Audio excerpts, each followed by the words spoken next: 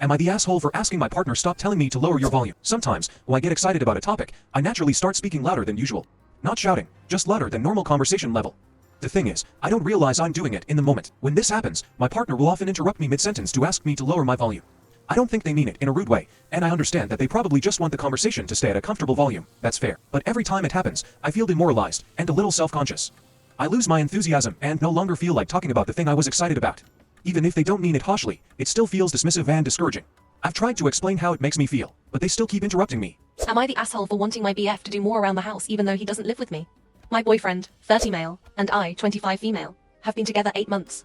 I've got my own place with a mortgage, so from the start it was easier for us to hang out there. However, we just kind of fell into him staying more and more. And now for the last 3 months he's lived here full time. We never had a chat about officially moving in or anything. It just happened. I've not got a problem with it. I love having him around. However, since he's been staying here full time, there's the obvious.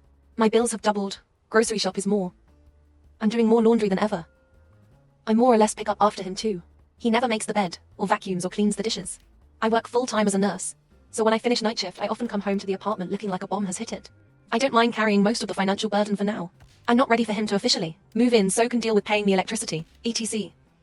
I've had conversations about maybe him occasionally doing the grocery shop, and he agrees. But when it comes to it, he'll wait until there's literally no food and I've no option but to go myself. When I've said about chores, he just says it's not his house to do chores. Am I the asshole for snapping at my sister-in-law and telling her if she can't provide a legitimate reason for being against my baby names, then she can shut the fuck up? I, 30 female, I'm gonna be a first-time mom to male-female twins, and my husband Dan, 31, and I are excited about becoming parents. We are calling them Jordan Leo, last name, and Ivy Madison, last name.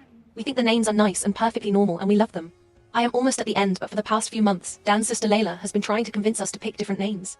We have constantly asked her why and she has never provided a reason, just saying she thinks the twins could be called something better. It has gotten down to my last nerve because she keeps jokingly suggesting we pick something else, and we keep saying no, and she won't relent. She joked about it again and I lost my cool.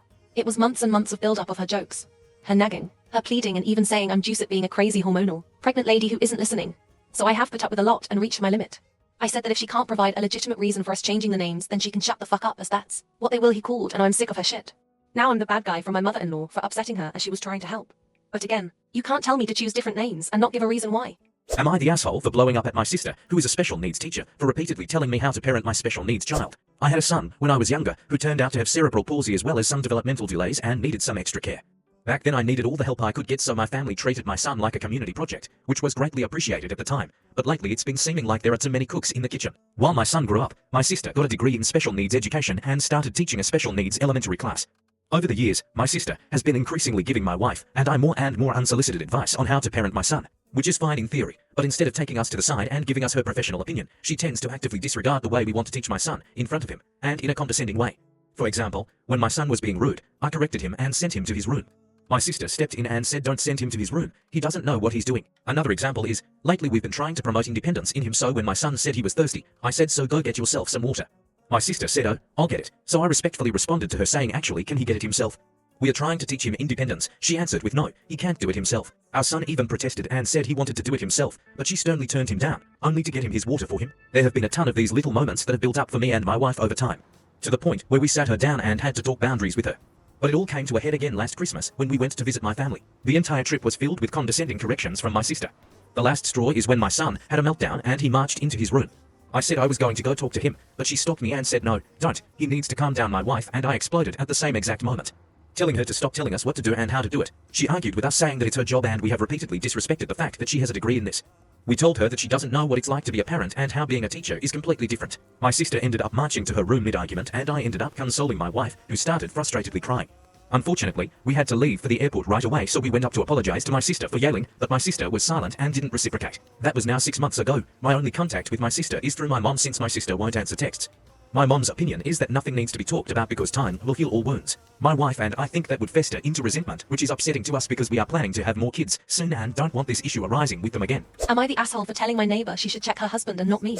I'm deep cleaning my house when my neighbor shows up at my doorstep. She introduces herself, which is fine since she's new to the neighborhood. But then she drops a bombshell. She says I make her feel uncomfortable. I'm taken aback since we've never spoken before, and I've lived here for 13 years with no issues. When I ask what I'm doing to make her uncomfortable, she says it's the way I dress while cleaning, and her husband has been watching me from their window. I look down at my outfit, a sports bra and shorts, and ask if that's what she's referring to. She confirms it. I'm confused and tell her maybe she should be concerned about her husband's behavior, and that I'm not bothering anyone in my own home. I suggest she should check her husband, because that's weird behavior. She gets mad and wants to cause a scene. Am I the *** hole? Does anyone else find this situation weird? I should add that I do have curtains blocking most of my windows, but I like a small gap for natural light, which I think is how her husband has been seeing me.